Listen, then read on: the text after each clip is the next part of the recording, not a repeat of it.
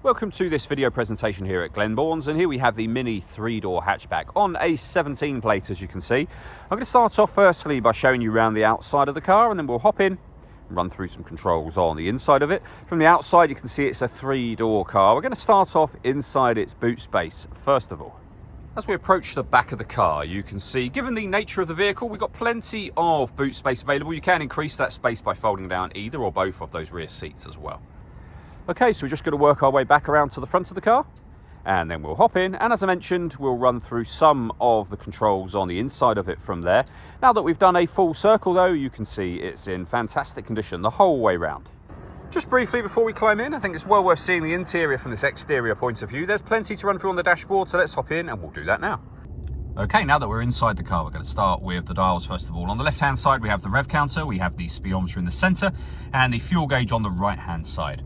Within the speedometer, you can see the total miles of this car. There's 75,867. You can change information displayed above that using a button on the end of the indicator stalk for various bits of trip computer, fuel economy information, and if you wish to, the digital readout for the speedometer you see there now.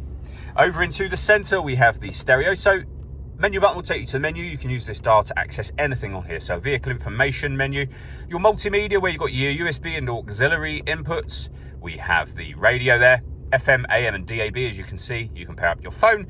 We have a services menu and a settings menu. Main volume for your stereo is just there. Beneath that, the air conditioning, where you can adjust the temperature, fan speed and direction of the air.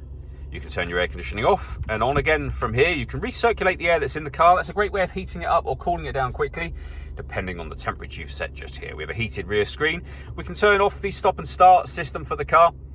So at the moment, the car is now switched off. With it on, the car will cut out when it's stationary in traffic, which in turn will save you fuel.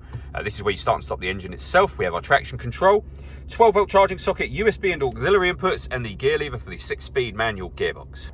All that leaves me to say is thank you for taking the time to watch this video. If you'd like to come and see the car for yourself and have a test drive, please feel free to give us a call here at Glenbourne's.